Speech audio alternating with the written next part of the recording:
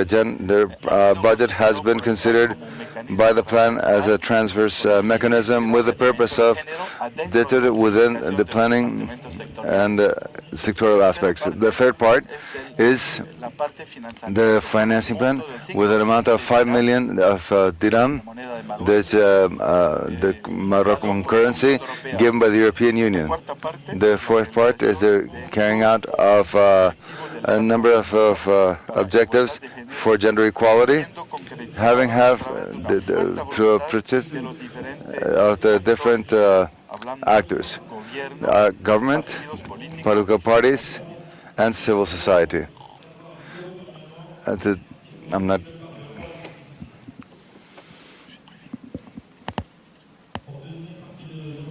I'm not getting translation. Okay, the second half of my presentation, I would like to give you an idea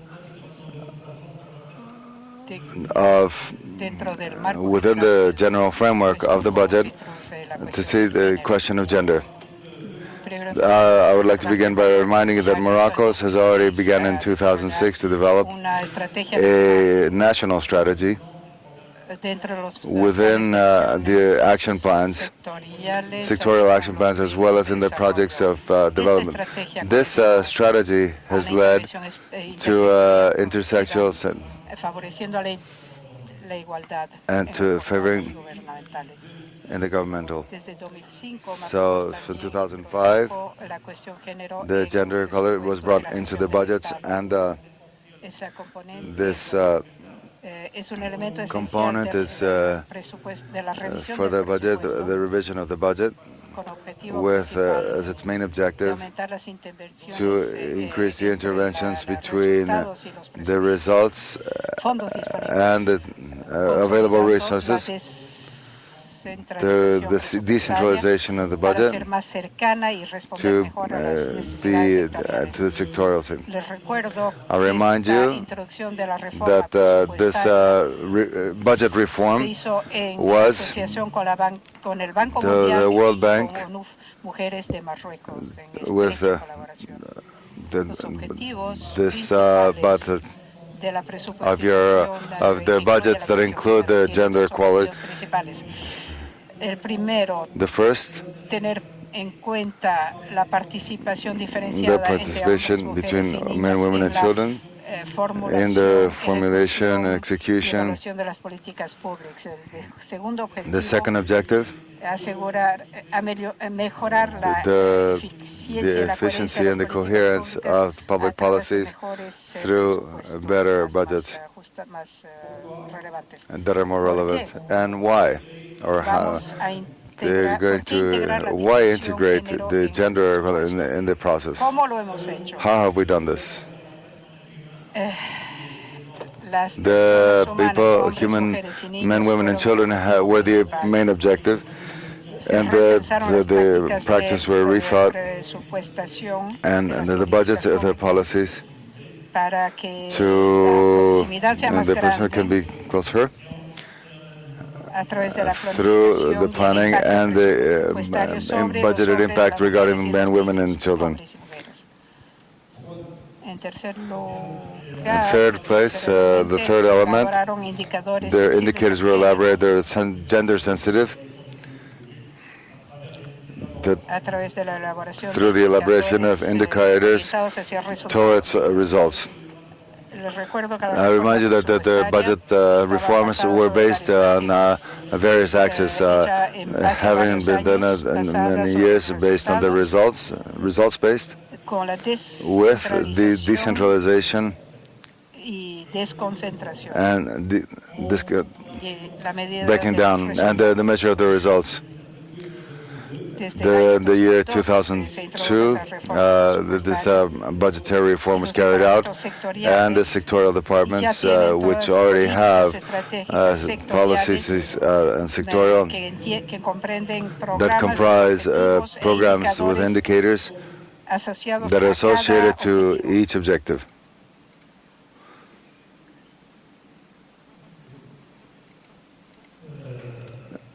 And an appropriation instrument of the budget in Morocco was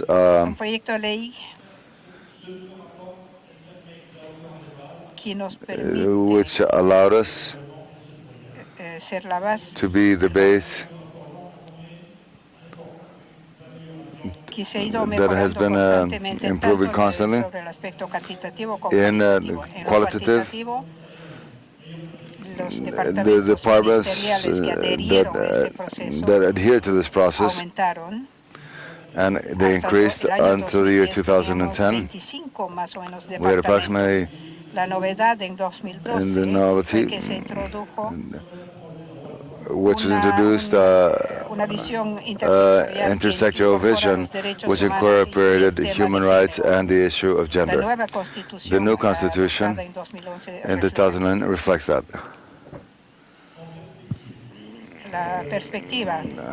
The perspective in this process in Morocco, the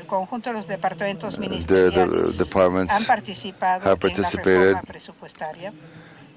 in the budget participation and in the change in conduct and the behavior of the different departments, ministerial departments.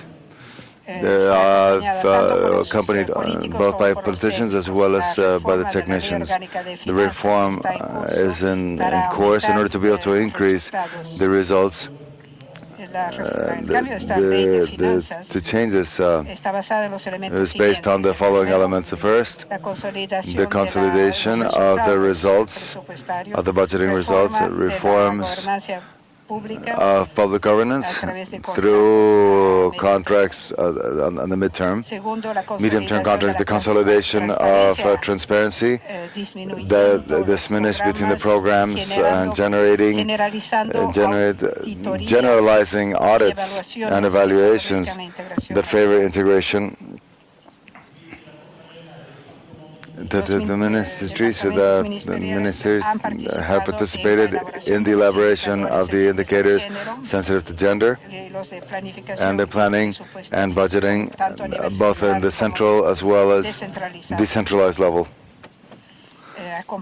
accompanied also by the sectors that are responsible for the information. The novelty here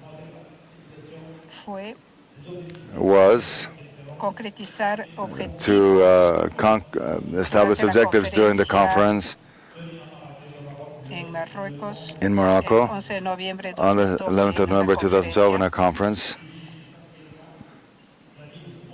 with the essential objective of being able to associate the different interventors and the different sources, different knowledges of specialization in this regard.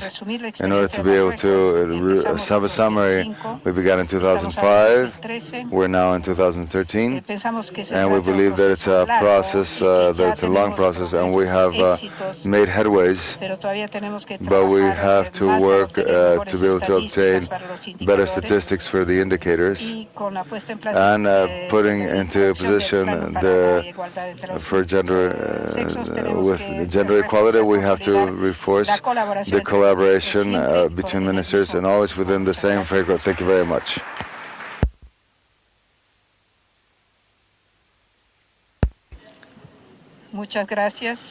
Thank you very much for your presentation regarding Morocco's. In order to summarize what Mr. Lentuni has told us, I believe we can say that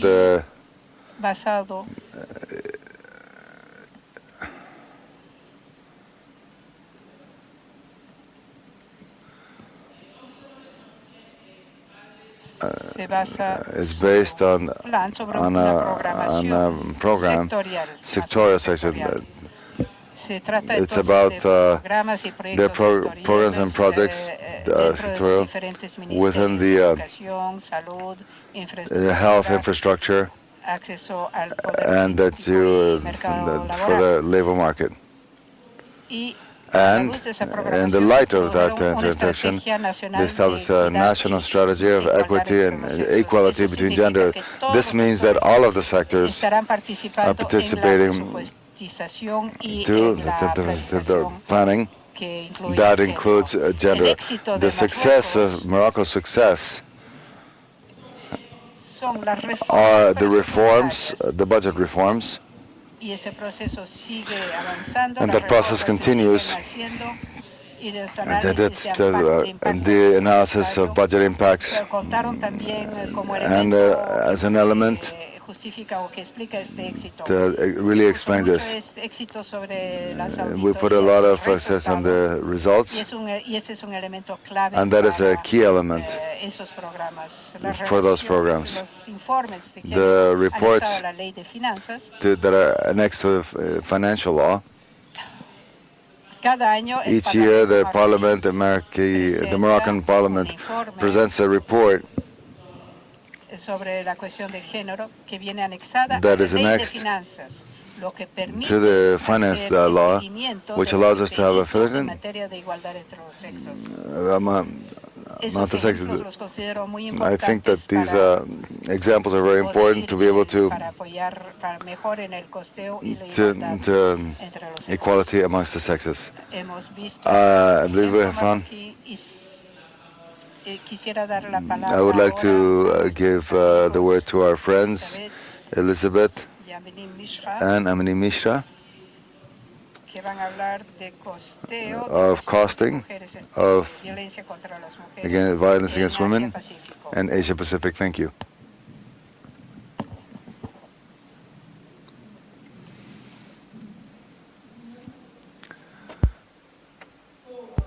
Muy buen día. Lo que yo voy a presentar esta mañana.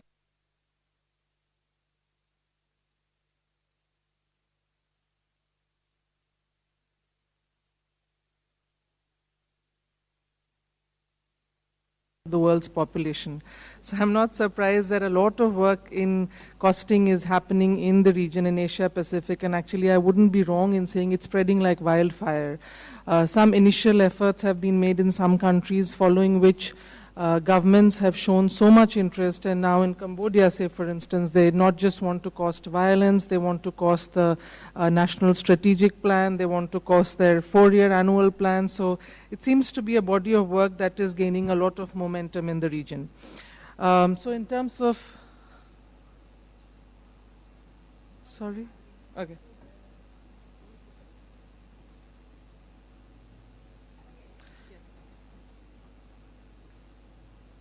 Yeah. So in terms of the location, you can see it's India, Cambodia, Vietnam, Indonesia, Timor-Leste, and several countries in Pacific Island countries, in the Pacific Island, which have started doing costing work, and several others are in the process of implementing costing studies. I mean, either the work has started or they plan to start soon, which includes Nepal, Bangladesh, Bhutan, and many others. This is not even an exhaustive list. I will present the work in a couple of countries because time is limited, and after me, Elizabeth will present the work that she actually led in Cambodia and in Indonesia. So that's how we've divided it amongst ourselves. In terms, I mean, the key actors and partnerships is something that we have been discussing since yesterday, so I will not get into the details of that. But in terms of catalysts, I just wanted to add one point. The persistent lack of implementation of laws pertaining to violence against women or national action plans pertaining to violence against women have been one trigger. So people get fed up of the fact that, yes, laws are made and they're never implemented, and they are hence forced to interrogate what's happening on the budget side. Why is the implementation so poor? I will begin with the work that was done in costing. In Vietnam, the methodology that was used was that of impact costing. And as Raquel explained on the first day, impact costing is when you try and estimate the overall socio-economic costs of violence. So in the language that we have been using, it's about the costs of not intervening, the costs of inaction. That's what they tried to do. That's the sample size. They interviewed 1,053 women across 7 provinces. And these were the kind of costs they had, they envisioned to estimate. At the household level, they tried to estimate direct out-of-pocket expenses for accessing services, such as time, transportation, fees, materials, etc. They tried to estimate costs of children missing school. They also tried to estimate loss of earnings in terms of missed days of paid work, and also loss of household work in terms of time. At the community level, they were trying to estimate the cost of service provision And at the national level, they tried to estimate the aggregate opportunity costs and the productivity losses for the country as a whole. Now, very quickly, because I have several countries to cover and I have just about 15 minutes, I won't be able to get into the details, but just to give you a quick snapshot of the results that emerged, they found out that violence against women and girl survivors earn 35% less than those who are not abused. They also estimated that the direct costs of violence against women was to the tune of 28% of the monthly income of that family. The total direct and indirect costs added up to 1.4% of the GDP of the country in 2010. And if you estimate the productivity losses and the potential opportunity costs, it added up to 3% of the GDP. So this was a study, it was done in partnership with a research institution in Vietnam, and now I'm hopeful that the government will take action on this body of evidence. In terms of the lessons learned, there are several that are listed there, but very quickly they found out that yes, it was challenging to estimate monetary costs, but it was feasible. They also suggested that we need to further develop the methodologies for non-monetary costs. So monetary costs are still easier to estimate, whereas non-monetary costs are more challenging. And of course, the other lessons are still there. I won't be able to get into the details. Let me move on to the second country, which is India. And here the work that we have done was of a very different kind. This was a work that was done largely by, or entirely by civil society organizations. UN Women or the government didn't play any role in this body of work. What happened in India was that we got a law in 2005 called Protection of Women from Domestic Violence Act, PWDVA. The women's groups had been lobbying for it for several years, and they were very glad that in 2005 we finally had a very progressive piece of legislation. But at the same time, there was a lot of concern about the fact that the law was passed, but there was no budget that was attached to the law. So women's groups were sort of up in arms against the government, and they began the costing work, and they started petitioning the government that if you are serious about implementing this law, you have to allocate budgetary resources. So what we did in India was that we used the Right to Information Act. In India, we have a Right to Information Act, under which if you file an application, the government is bound to give you information, unless and until it's for the national, it challenges or it poses a problem for national security. So we filed a right to information applications in several states, and the reason we filed right to information applications was because we were fairly sure that the budget books in itself were not revealing what is the kind of allocations that are being made to implement the domestic violence law.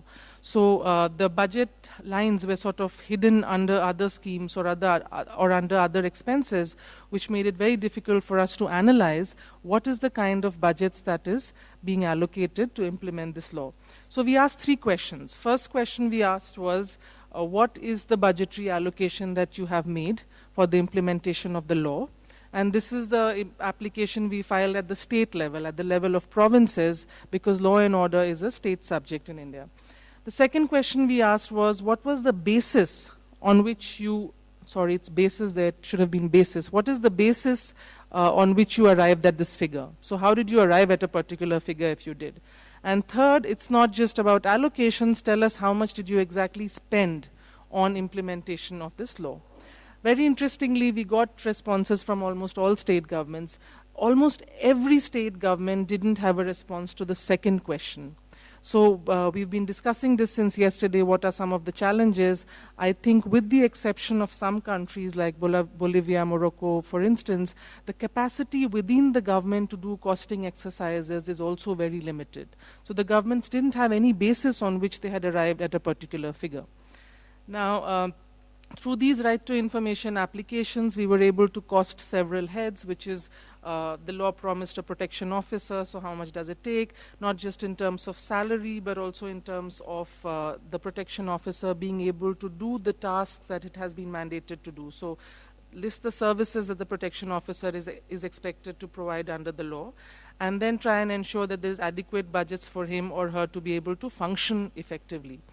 Second was coordination at the provincial level, because the law required various agencies to coordinate. So what are the coordination mechanisms? Have budgets been allocated for that? Third, service providers. Fourth, training and capacity building, awareness generation, and monitoring and evaluation. After this, what we did was that we benchmarked the better performing states with, and made a case that the states which are not allocating resources should actually learn by the experiences of states that are allocating better. So women's groups actually lapped up this work at a very large scale, and they went and they made petitions to the state government, saying that the neighboring state has allocated so much for appointment of protection officers, the neighboring state even has a mechanism for coordination, so why don't you do something about it? And this work really spread like wildfire, and we could see the impact in a couple of years. In terms of the impact, you would see, one, as I mentioned, media lapped it up in a big way. Women's organizations lapped it up in a big way. They went and they made petitions to state governments saying that you have to allocate for the implementation of this law. Also, state governments, which are the provincial governments, started writing to the federal government saying that we have to allocate budgets for this, for the implementation of this law, but given the federal structure, we don't have so much flexibility in the budget, and therefore it will be advisable if the central government also contributes to the kitty. And very interestingly, we got a scheme passed. There was a scheme that was passed in 2012 called budgetary allocation for implementation of the PWDVA. It that time had a very token allocation of 20 crore, which is nothing for a state, for a country as big as India, but at least the acknowledgement was there. The next year, the allocation for the scheme was increased to 67.5 crore. So I'm not saying that this work actually contributed to it, but it was one of the factors that was responsible for this law being brought about.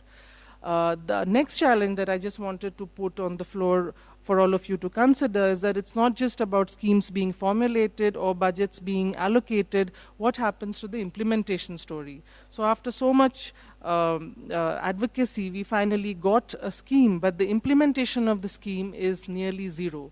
So the budgets that were allocated for the scheme hasn't been spent for the past 2 years. The government hasn't been able to actually pull together a mechanism to devise how the scheme will operate, what will be the priority areas, how will it be implemented. So it's not, I mean, of course it's important that we increase allocations, but increasing allocations alone is not sufficient, and we will then have to keep tracking what that is the money actually being spent. So that was the example from India. I will now quickly move on to two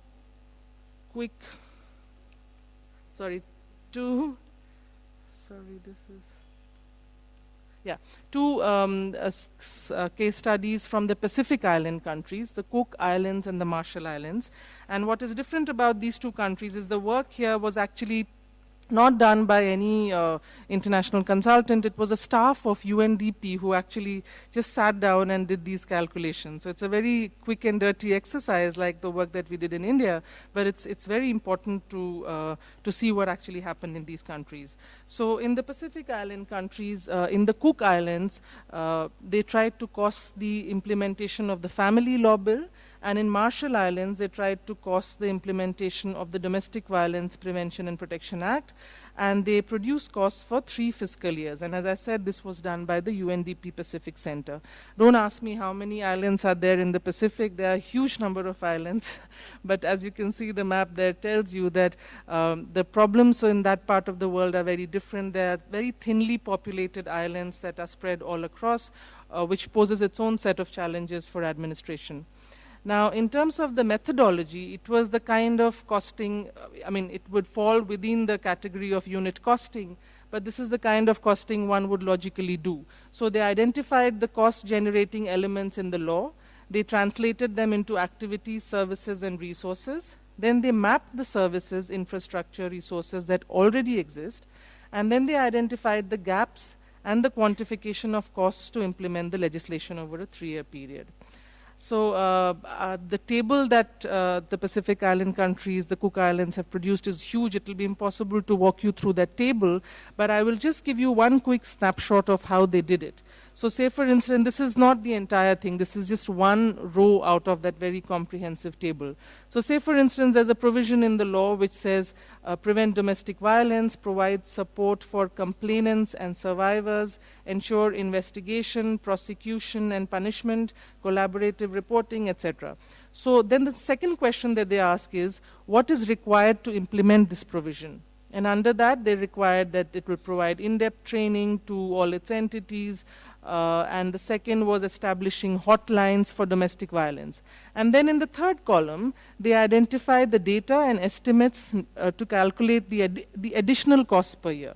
So here they identified that they needed a 2-day workshop at the rate of so-and-so per workshop, and there you will see that for the hotline, they're saying that they will approach the National Telecom Authority to donate 2 numbers. So in items where they didn't need additional budgets, as you'll see, they've put 0.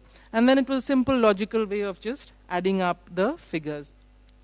Now, in terms of the impact, in the Cook Islands, what was important was that the costing exercise, as the consultant herself says, I mean the staff of UNDP herself says, puts an end to dreaming, guessing and estimating. So finally, for the first time, they had concrete figures.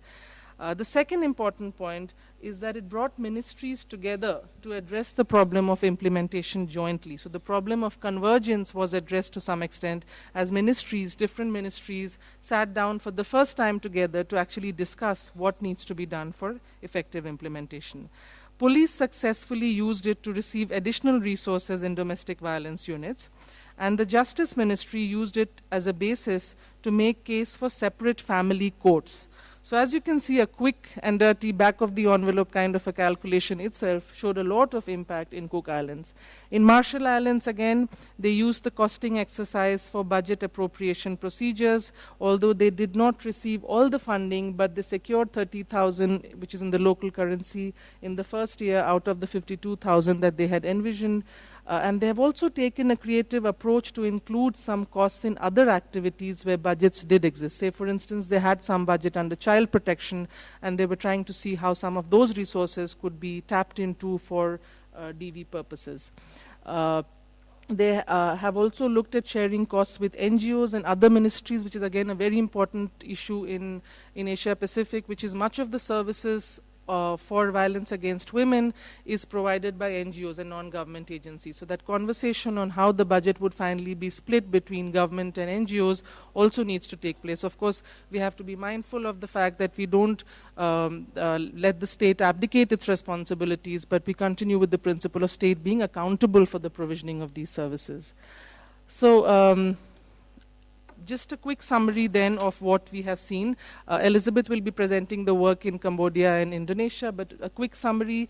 There were different methodologies that were used, and actually there is really no one-size-fits-all methodology. Every country tried out different things that actually worked for them, and oftentimes we saw fluidity between methodologies. So in Cambodia, they began with the GRB methodology. Now they want to go further in the road, down the road with using a unit costing methodology. The Indian experience was a mix of, I think, GRB methodology and unit costing methodology. So there is really no one-size-fits-all kind of an approach, and we have to keep experimenting and fine-tuning these methodologies. In terms of the challenges, I had shared this on the first day, but there are structural differences in women's help-seeking behavior, which makes the work of costing of violence against women legislation in developing countries particularly challenging. One, women do not easily come out and seek help on violence because they have internalized violence to a large extent, and even when they do, the first points are usually non-formal traditional sources where data gathering is not very robust. The centrality of household as a unit of production makes it difficult to estimate the productivity losses because they're working within the domains of the household. The quality question, I think, is again a big problem because if you are using existing services as benchmark, either within the unit costing methodology or within the GRB methodology, what do we do about the quality of services being poor. So we have shelter homes, but women would rather not stay in these shelter homes. They would rather go back to the husband who's been perpetrating the violence because the quality of the shelter home is so bad. So how do we, through our costing methodologies, try and address the problem of poor quality of services? Because if we are asking the question, how much are you currently spending? And if we are using that as a benchmark, then we will always sort of underestimate the budget in countries where quality of service provision is poor. And then, of course, there are a huge number of data-related challenges. The quality of service data is something we've discussed. Differential analysis becomes very difficult. When I say differential analysis, I'm referring to the fact that if a shelter home, say for instance, exists for women being affected by any kind of problem, so the cost that you are incurring because of violence against women has to be differentiated from the costs you would have incurred in any case. So I'm running a shelter home. I'm addressing the needs of women who have come to me for various issues. So that's the total cost. But we have to do a differential analysis to be able to identify those costs that the shelter home incurs on violence against women victims. And this kind of differential analysis becomes very difficult. The use of proxy variables, we've seen in several countries, people have used proxy variables like picking up the phone and calling up the police. Proxy variables is an accepted form of doing costing. However, we have to be careful in identifying proxy variables which are closest to the reality, say for instance in the case of Macedonia. And of course, the last problem, which is the incidence and prevalence rates. In many of our countries, there is no prevalence figures. But even if we have prevalence figures will always be an underestimation, because prevalence figures tries and assess the percentage of women that are affected by violence, whereas incidence rate gives you the fact that a woman might be battered several times in the course of her life. So a prevalence rate will almost always be an underestimation, and what we need to work towards is the incidence rates, but unfortunately in many of our countries we don't have those figures. And the last point, which is really that the lack of transparency in budget document becomes a huge problem. We have seen that in several countries, that when you go and actually try and find out what is the kind of budget that is allocated to run a shelter home, health services, etc., it's very difficult to get budget data. And just the last point, which is what have we learned? Some insights. First, and I would really say that we really don't have to wait for the perfect methodology to happen. We have to weigh the limitations against importance of evidence building.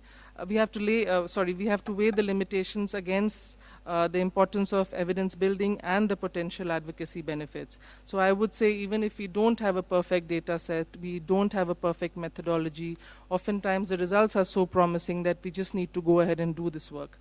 The second point is that results are not always surprising but important to document. For instance, the studies in the region have shown that, the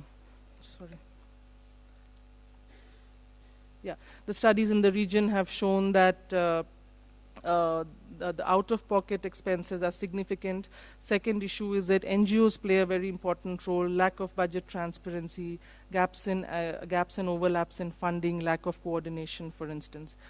The next point is that the need to continue piloting and fine-tuning methodologies and building the evidence-based. And I think all the approaches can provide a piece of the puzzle. We just need to figure out a way of using them creatively. And the last point that I wanted to emphasize on is that getting the money allocated alone is not enough. We also need to ensure that the money actually gets spent. With that, I'll stop and invite Elizabeth to present the other two countries.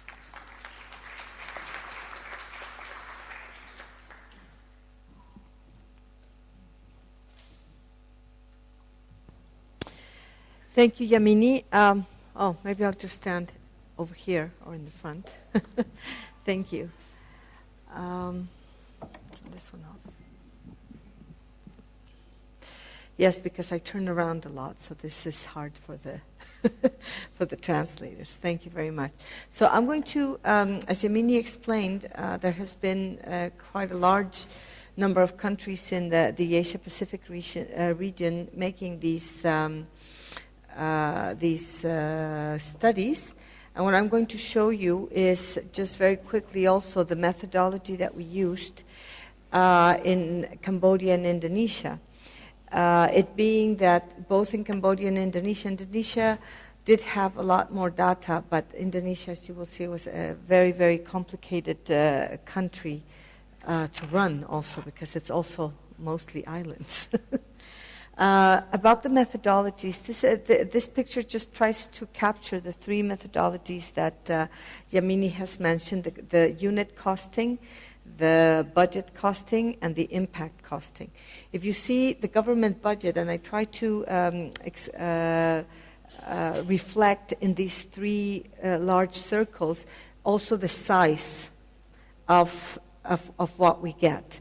So really the unit costing of diverse services to the victims of violence can be put in as part of the government budgeting, although it can also be a little bit of the outside the budget. In other words, how it affects the rest of society, not only the government.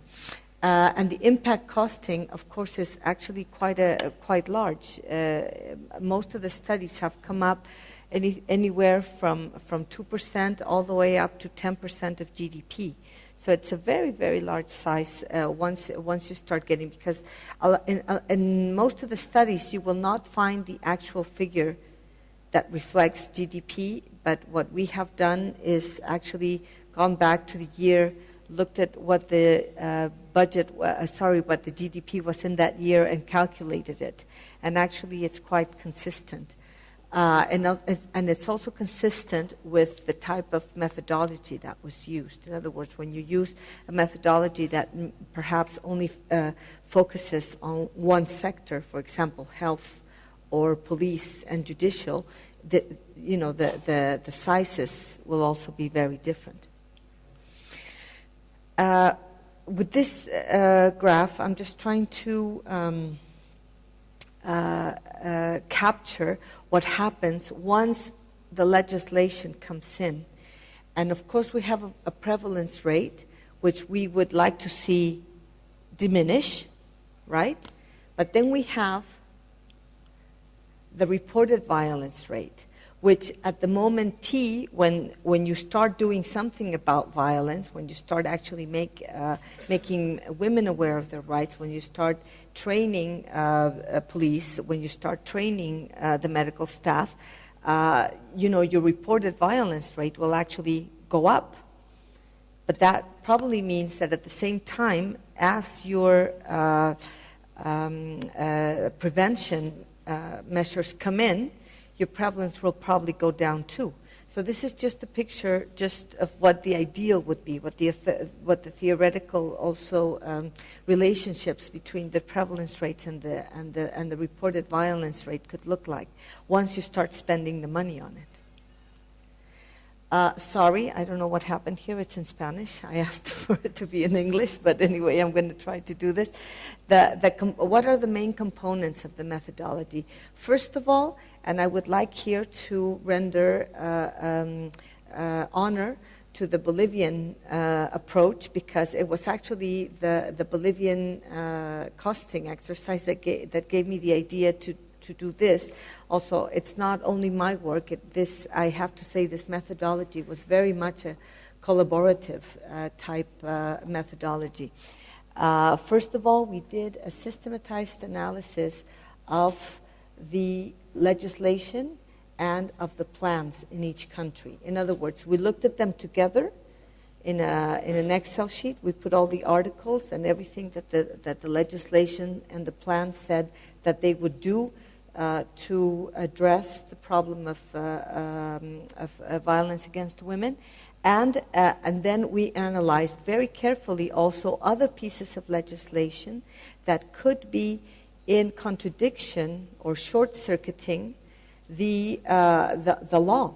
For example, a lot of times you come up with a law of violence against women, but then you have articles in the family law that come in contradiction. So we looked at that very carefully, and we came up with an analysis of what the actual situation was. This analysis, of course, also helped us to pinpoint which ministries or which departments were in charge of doing what.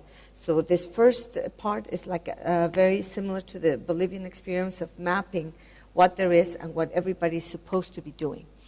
Second of all, we revised the recent reports on violence, and we took 2 years. If there was a report that was older and that was all there was, we took that. And we wanted to revise that because we wanted to get a feeling of what violence looked like in the country. In other words, what were the prevalence rates, if it was possible to get incidence rate. So, of course, we had to get that data to try to get a feeling of how big or small the problem was, and if we could also find out if specific groups of women had higher rates, etc. Then the fourth step was to revise all of the administrative and survey data, what was available. And then finally, we went and analyzed the budget. So it's a very, very simple, you can say, methodological steps, but each step did take quite a bit of work, especially in the case of Indonesia, where I was really surprised when the consultants there, when the independent research group that UN Women hired there started telling us how complicated and how complex the budget, just the budget was. So as you can imagine, this also reflected very, very quickly into the complexity of women having to go through the system. So it was almost like a mirror of the complexity of the administration, also reflected on the complexity of the services that were available for women.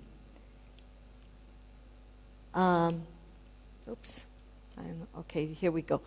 What did we expect to get from the methodology? Well, we expected to find the gaps in the legislation and in the measures, in particular with respect to the services. Because this methodology, I have to say, that only concentrated on the services. It didn't look at prevention and it didn't look at prosecution. So we just focused on services themselves. There is, of course, a big debate right now on whether everything's services or just the services themselves to address the violence. But I think we can separate the different parts of the policy. Second of all, of course, we wanted to identify how much money was actually being allocated to existing services, and those that were at least mentioned in the legislation or in the plans. And we also looked, because for developing countries this is a key issue, especially developing countries that are still under with very high levels of donor support. What were the sources of finance for those services?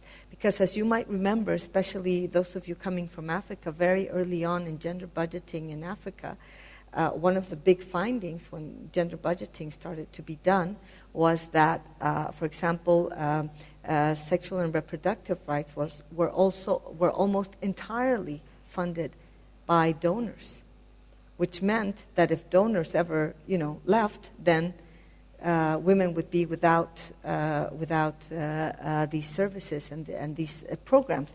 So, looking at the sources of the financing was just as equally as important as looking at how much money was actually allocated within the budget.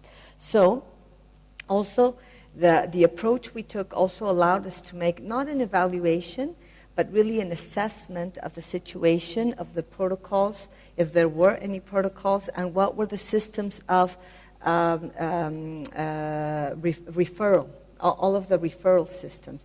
Because we had to, although we first looked at the budget, and I forgot a very important part of the methodology, which was, of course, to actually go into the field and test what was happening actually in the field. So how all of this that was put in the law and put in the plan actually worked in practice. to see if the money was getting to where it was supposed to be getting. So, what were the uses that we gave to the methodologies in both countries? In other words, the final results, which I will also present. Well, first of all, the uses of this type of what we're calling GRB methodology is the identification of the budgetary allocations, not only of the government, but as Yamini mentioned, in this part of the world, NGOs do really a very, very large part of everything that has to do with support of legal support, psychological support to the victims, and also the shelters are mostly, in most of the countries, are run by NGOs. Second of all, one of the things that we really focused on, also when we were doing the more theoretical part, was to look at the itinerary of the victim. So what happens to the victim? You know, where does she go? Does she go indeed to the hospital? Are there any hospitals nearby? Or does she go to her family, to the village chief, etc.?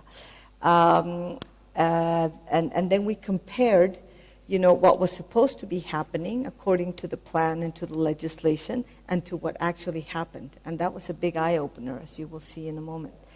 Then we looked at we tried to identify the budgetary gaps to cover the services, and this was, of course, a very big challenge because, as many of the people have already mentioned, it's very difficult to track in the budget sometimes, you know, if the money was actually spent. Although, having said that, a lot of times once you get the money, it's actually spent, but then what you actually bought never gets to you.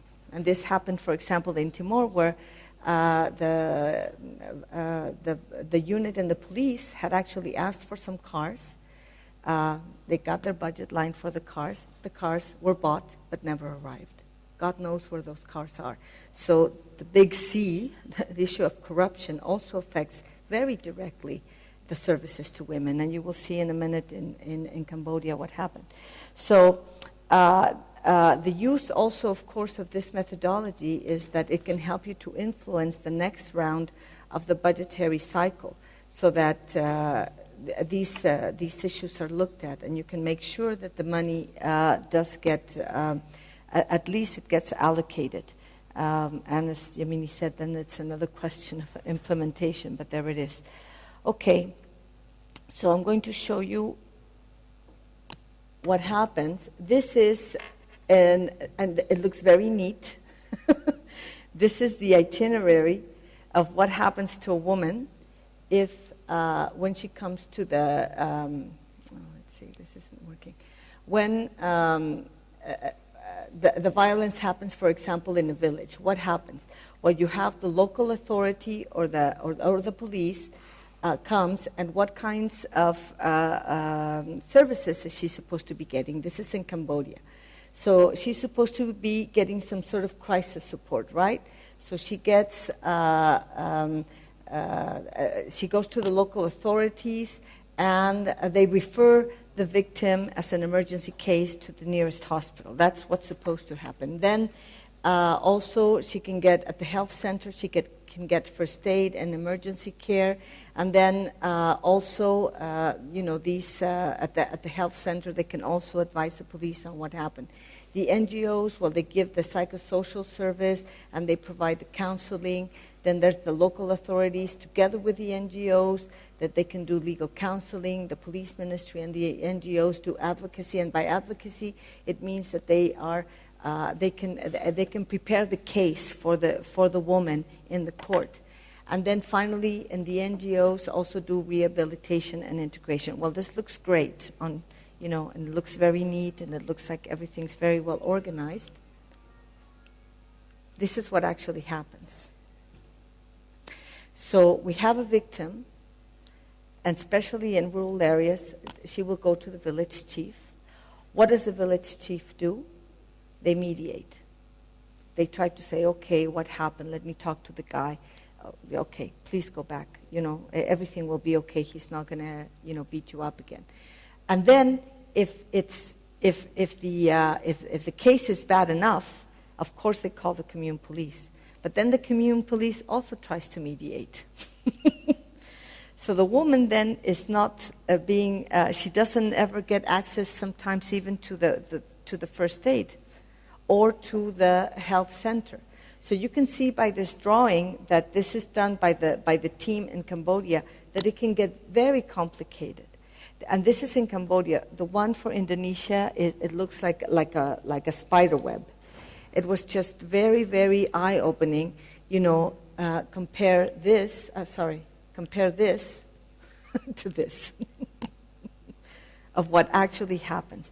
So I think the methodology, what really brought out was that we looked at the formal, at how we are thinking about the policy, and then what actually happens, and that is where we found the gap. This methodology was also used in another form in Kosovo, and what I was very surprised about was that how the findings were so similar, in places so far away as Kosovo and the Southeast Asia. And of course, one of the first things that we learned from this methodology was that indeed there was a very large gap in the actual budgeting for the services and what actually happened on the ground. Two of the things that came out was that there were a lot of out-of-pocket costs by the government workers themselves, by the police, by the social workers, or even by the doctors, where a lot of times they themselves gave money out to help the woman to get her to the shelter, or to get her to the doctor, or to get her to the police. So there were a lot of out-of-pocket costs of the people trying to help the women and that were supposed to help the woman.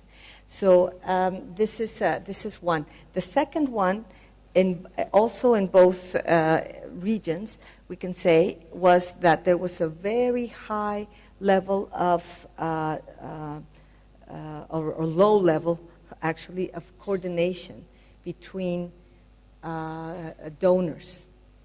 In Kosovo, which is such a tiny little country, we found that there were up to 10 to 15 different leaflets with different information for women on what to do if they suffered violence. So this was really a great waste of money, really. Instead of the donors being coordinated on this point, there was total lack of coordination. And I think the third point that was very, very clear was this: that one thing is to have this very theoretical type of itinerary for the victim versus what really happened. So I think this was also a very big eye opener to the governments. And actually, there was one in the case of Cambodia. We even found that corruption played a very big role in women accessing justice, because in the law it was very clearly stated that women should be able to access justice free of charge. Well, it wasn't free. In order for the women to get their case even written up and put through the court, you had to pay an informal tax, let's call it this way, of $30, which of course for Cambodia is a huge amount of money. So I think that the governments finally, as Yamini has mentioned, are taking and moving forward with improving, above all, the services and the gaps that are existing between, and putting in the money to make sure that the women actually do access the services that are available for them. Because I think Yamini was saying, well, there's no implementation. And I think that this methodology shows why there is no implementation, because a lot of times we are designing the policy wrong. We have to go down to the level of the villages or of the cities, and how women are actually accessing the services or not, and what problems there are there.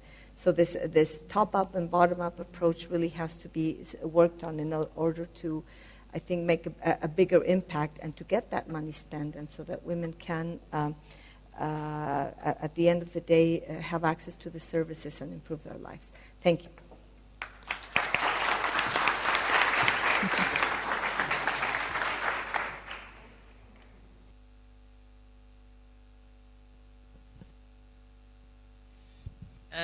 Merci à Elisabeth et à Yamin. Je pense qu'ils sont revenus sur les méthodologies. That we have has reminded us the methodologies, and we now have a clear vision. And regarding the methodology, costing methodology, regarding the domestic violence, and also I believe that the two presentations allowed us to have a better understanding the importance of financing with the national budget. On the one hand, we're talking about the donors.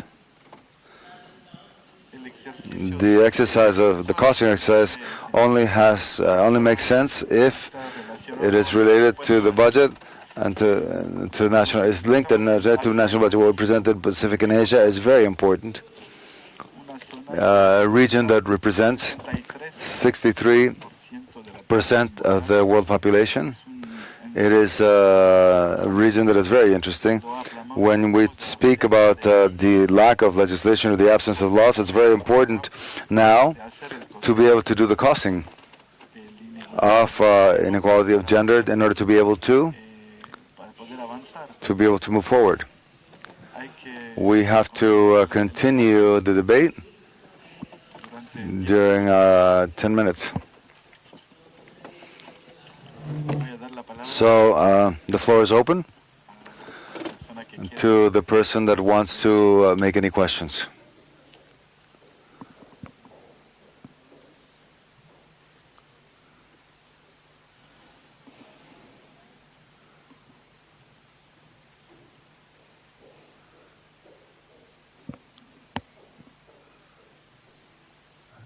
Lo acaba de apagar.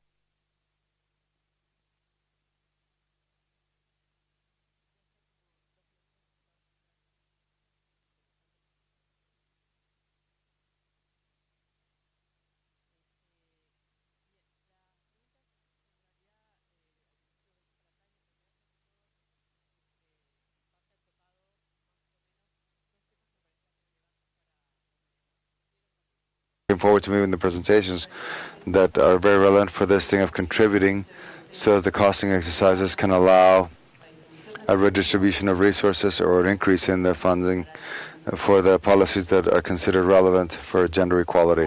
On the one hand, what has to do with possible indicators that one would consider as indicators ex post and pre of the policies, which are substantial, so that one can really truly show that when those resources are being used, so that you can show that they had an effect in what you wanted to change. That's very clear in the presentation that Elizabeth, that one through that could to see the improvement and to see what are in the communities, and this would lead us to having a more in-depth analysis in the inside of that problem.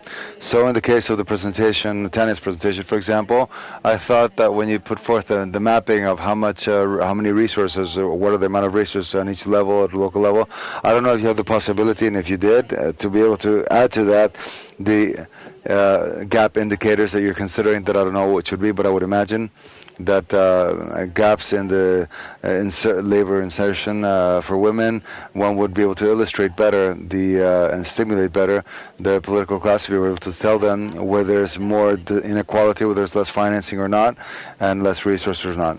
So by the same token, I didn't know, but I would be interested in knowing if the process is being updated, if you're thinking about possible indicators, ex and post, to be able to evaluate those results or not. Because with that, I believe that we would contribute to improving financing. In Uruguay, for example, those of us who are, those people who are elaborating the budget come with this idea that there has to be executions by results, and there's a concern in showing results, particularly in education, which in Uruguay, for example, is considered the weakest link, in order to be able to contribute to transform the equity, and etc., and to be able to improve the opportunities to all the youth that are part of the educational system, that they're given a greater budget. They're showing knowing if they're getting better results. So therefore, I think that has to be in the awareness of those that today are doing budgeting and planning. It's very important that that the show, for example, Mohammed spoke a great deal about sensitive indicators, but I didn't realize what indicators you were talking about. If you can give us an example and show it, not the detail, but also to know if you in the documents that you're going to be put forward, which are available for all of us, if those indicators are there, so that we can become more illustrated, to be able to exchange strengths in this regard. And Jamini also mentioned something which I thought was in the PowerPoint. It was there, which is presented as a point in the end, which is the issue of the loss of productivity, the cost of productivity, which also I also found very interesting. But the question that I had yesterday about the cost of opportunity, the absence of policies, which also is an issue that is very interesting to know if those more developed in some areas. And there's so many documents that you elaborated in Pacific Asia, and be contributing to see if we can think a little bit more about these issues. In the future, I would be able to have more synergy with the rest of the people that are here in order to be able to strengthen those capacities.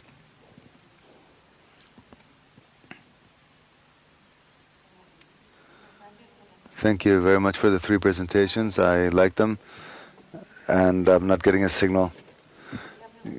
I wanted to ask the person responsible for Morocco, give her the other, if somebody can give her the other microphone, if we can switch microphones.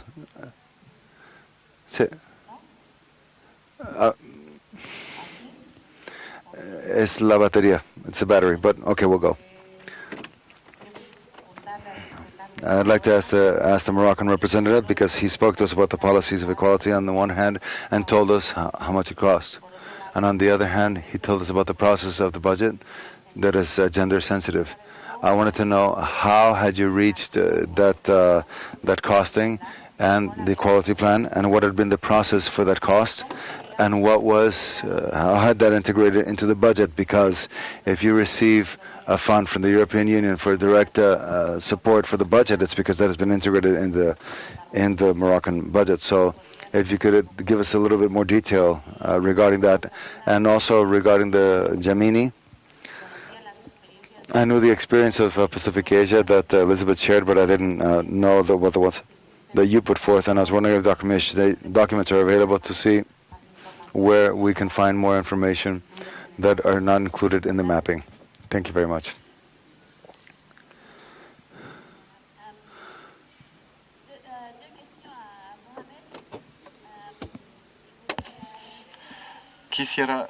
I would like to be able to repeat the same question, Mohammed, that you had regarding the indicators. You said that there had been elaborated indicators, but you also had said that there were difficulties. If we're getting the solution, have you had solutions regarding these difficulties that you faced? I congratulate you in your plan with objectively, which has an ambitious goal. And I would like to ask if there was a resistance within the government, the local government, municipal government, and how have you been able to undertake this resistance? And how were you able to solve it? And if those resistances were there, how did you solve them? And the question that I posed for Elizabeth, as lo que sucedió, y simplemente quería preguntarte si es que dentro del estudio que tú, de experiences, de los diferentes tipos de conflicto. Because the formal justice system can be very intimidating, and it's possible that women don't necessarily want to go to the justice system, but they want to find other types of resolution to the situation that they're living, and whether those other forms that came before being able to access the formal justice system, whether they were finding that it was actually working better. And of course that is as a cheaper form to also find solutions. Not saying that it's not important to have access to the formal justice system, because ultimately what we want is that the perpetrators of violence are brought to justice. Thanks.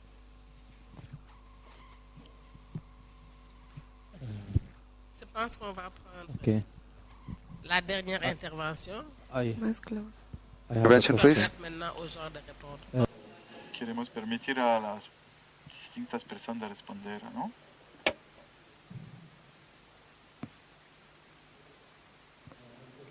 Mi pregunta es, Furiamini, con relación a la implementación del GRB, particularmente para países que no han comenzado la implementación de GRB. The Ministry of Finance is the key ministry responsible for the budget preparation, and I believe that lots of things needs to be worked with the Ministry of Finance in the first place in order to ensure that Ministry of Finance understands the whole process before we move to the other line ministries.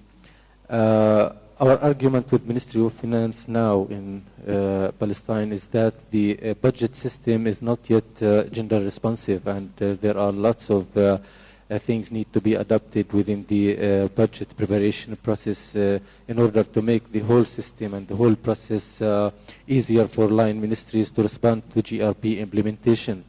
But due to lack of capacities and lack of know-how on GRP implementation, given the fact that there we encounter a scarcity of local GRP experts, we are still in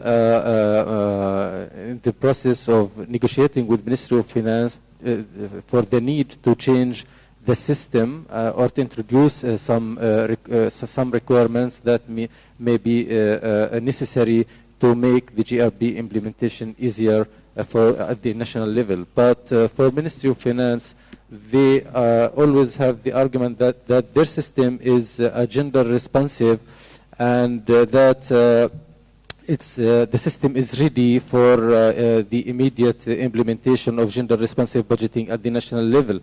But when we look at for example, at the budget circular and the associated templates that are distributed for line ministries during the preparation phase for the annual budgets, we can easily realize that the system is not yet responding to GRP implementation. My question is, what are those things that we need to examine within the Ministry of Finance budget preparation system or the budget preparation process in order to make it clearer for them that some requirements are needed to be introduced within the system, so that to start the work with at the national level with line ministries. Because I think that maybe they don't know yet, they don't have the knowledge, or they don't want to bother themselves to work on changing the current system. Thank you.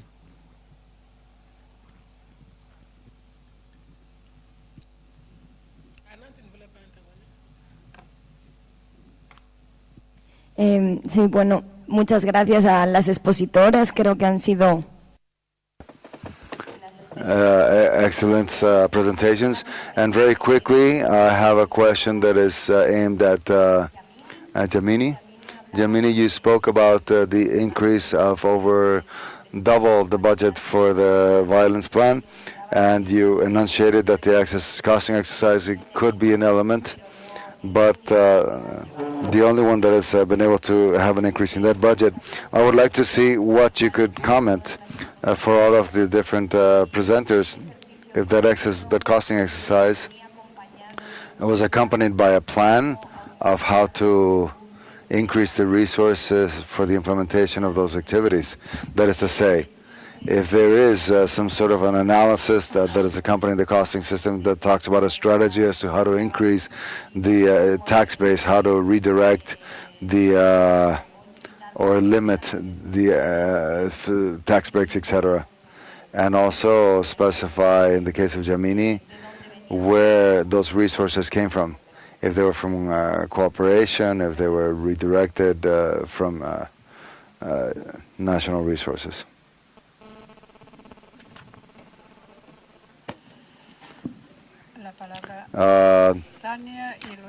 Tania and then Elizabeth.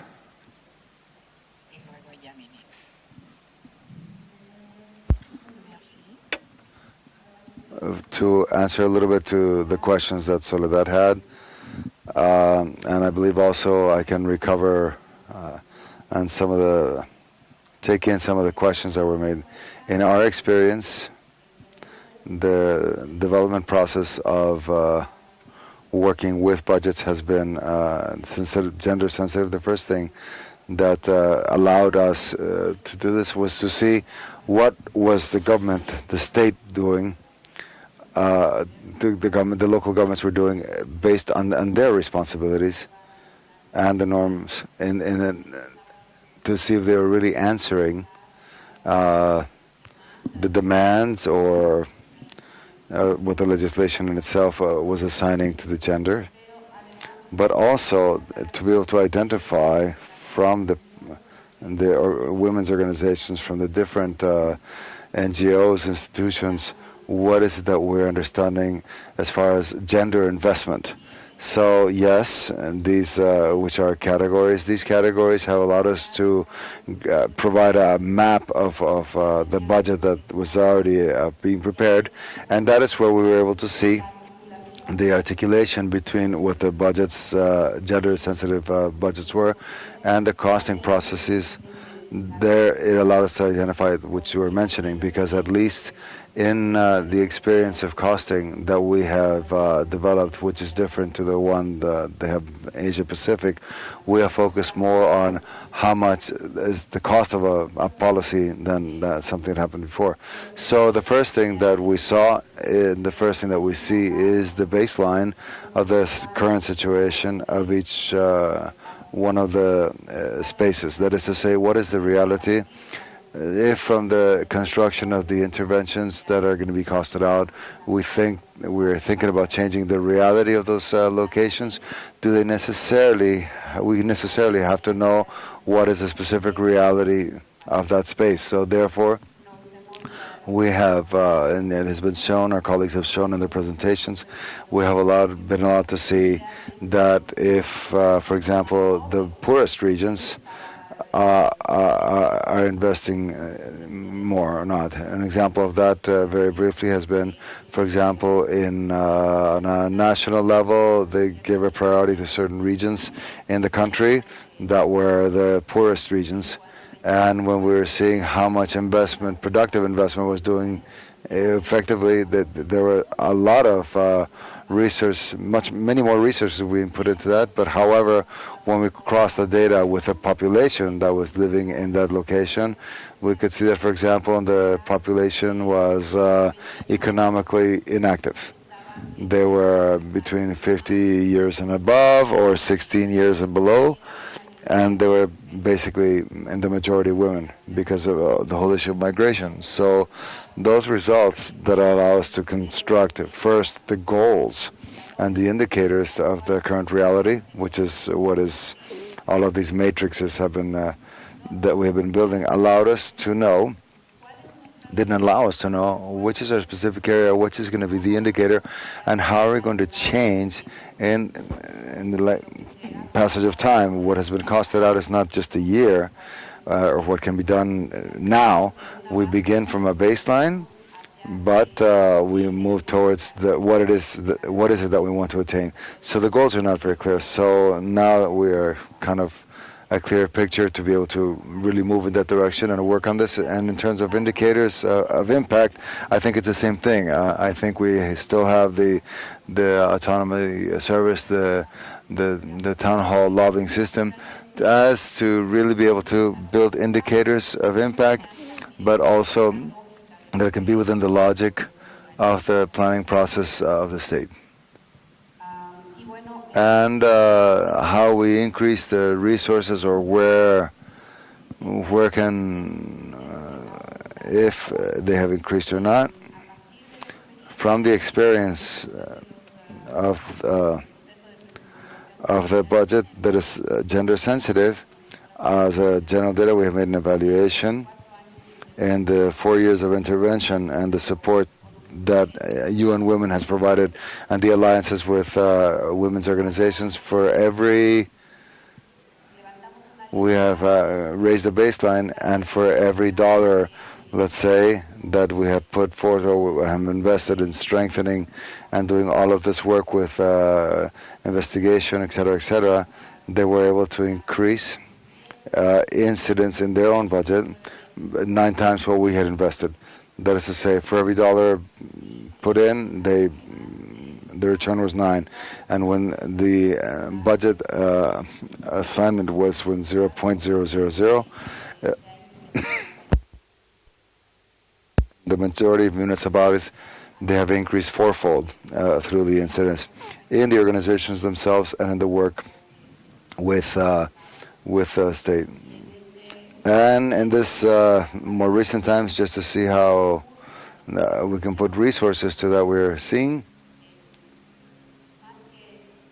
more than putting more money is to actually see how it is that the state itself will be able to distribute its resources on what it was already doing, and identifying clearly how we can contribute to strengthening or close gaps, and to identify also how many more resources are needed, how much more resources are needed with cooperation of new sources of donors that can be had.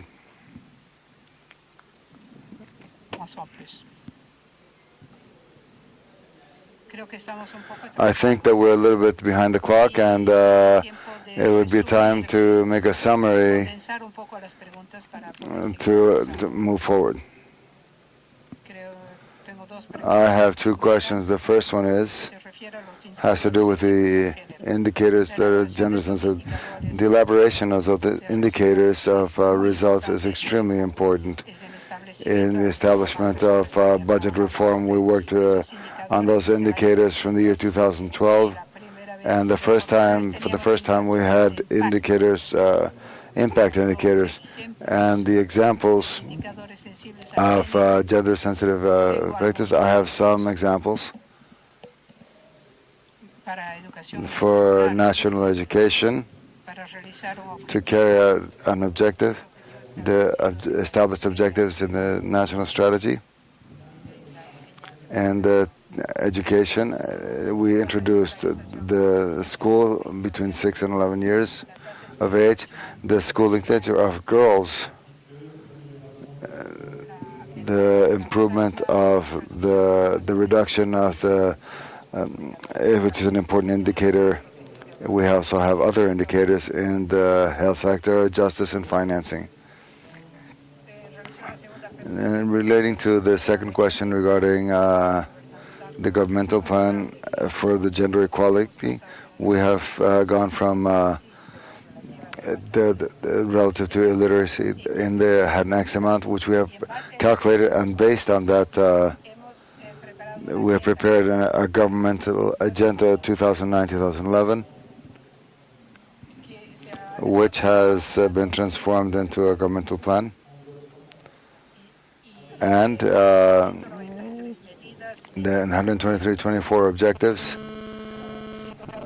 being each one of those objectives having been evaluated, and the 45 minutes where 40 millions are more than amply justified. And as you know, the European Union does not just give out free money. So, and thanks to those donations and to being able to present the action plans of the efforts developed, we're able to justify jointly.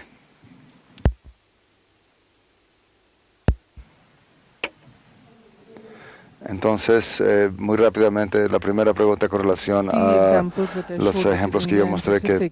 Yes, it did result in increased funding. And what was interesting was that in the Pacific Island countries, it was an initiative that was done by the UN within the government's ambit. So it was something that the government acted upon.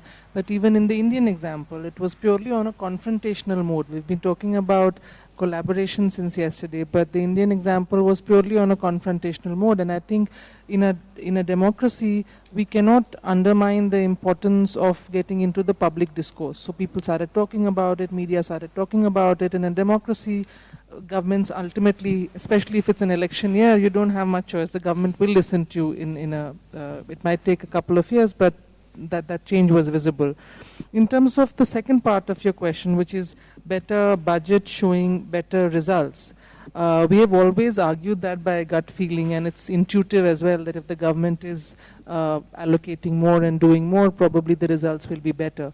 But I haven't seen any country, at least in Asia Pacific, where we have been able to demonstrate that in a causal way. Even in India, in the states which are allocating better, we cannot say are the states where the levels of violence are lower. And that is probably because, yes, of course, allocations is very important, but what is also important is more effective spending. And that's, again, an important factor that we need to keep in mind. The second question, Raquel, we have earlier this year, we did a Asia-Pacific-wide consultation in Cambodia. All these studies have been documented. I'll send that link to Samina, and she can circulate it to all of you. We are doing another knowledge product after that, which is a more analytical piece, and that should also be ready by next month. So we'll be happy to share both of those with you. Your question on Ministry of Finance, of course, I think in the GRB work, I think if there is consensus now on something, it is that the Ministry of Finance involvement is very important, not just because of budget circulars and call circulars. I think it's a simple power equation as well.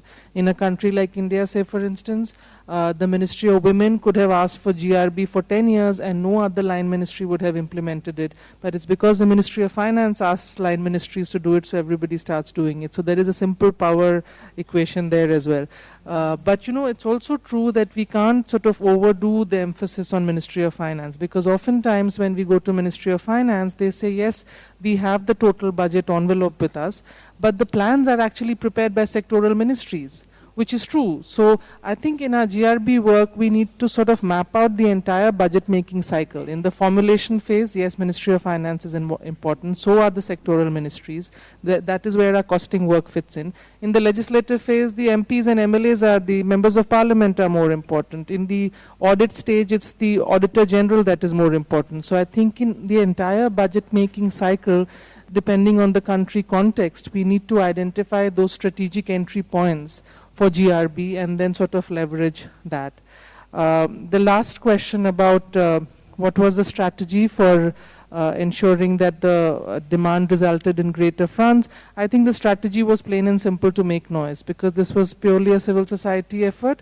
The effort was to make a noise about it. Government listens to you, and I think it was effective to that extent. In terms of where the resources came from, that amount is actually a very, very small amount in Government of India's budget. So it's not something significant. And oftentimes when we go to the government, we hear this argument that, oh, we are a developing country, we don't have resources.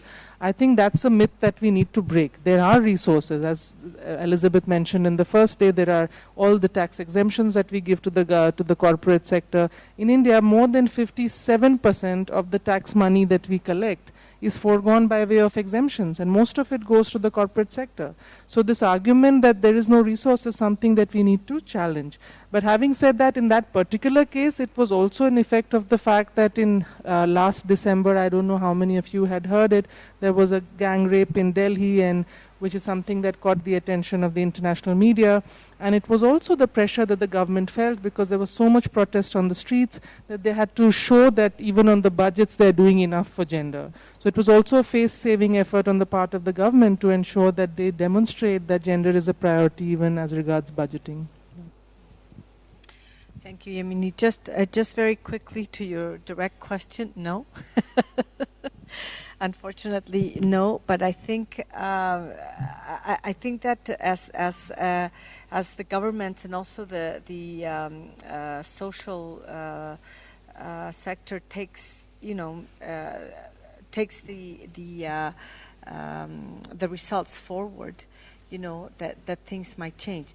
And then I also want to answer just a very quick comment to the question of specifically in the area of violence. I don't think, because violence is such a multifaceted and very complex situation, I think just throwing money at it or even just costing it, we shouldn't expect for things to change that much. It should be just, costing really, in my view, is really just a way, it's one more argument for governments to mobilize their resources, for civil society to mobilize, for media to become aware.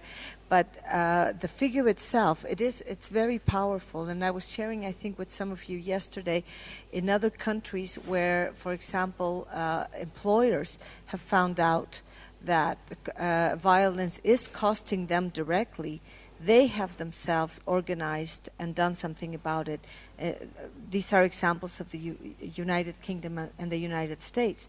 However, and they didn't have the government there to push them. They simply saw the number and said, oh my God, we have to do something about it because it really is costing us a lot of money. So it's a powerful argument, but it's not the only argument. As I think, on the first day that trying to sum up the key messages of the day, we shouldn't forget that at the end of the day, this is an issue of rights.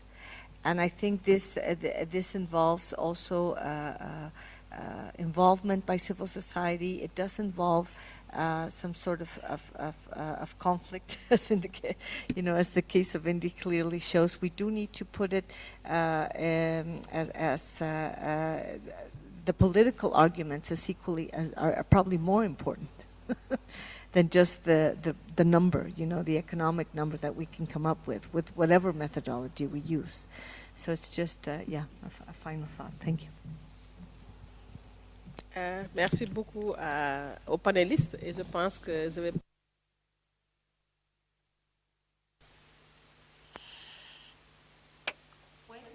Thank you very much to our Último panel de la mañana. last before least panel. Agradecer And al like panelista, a las panelistas y a la moderadora. Moderator. Antes del And break, before going to the break, that is going to happen immediately, have been requested a small announcement. That is to say that for all those that are going to be able to make a tour, city tour, please contact Mariana Diaz from UN Women in order to be able to do all of the respective coordinations with the company that's going to be providing us the service to give you a city tour to be able to see a little bit more about the city. Thank you very much and have a good day.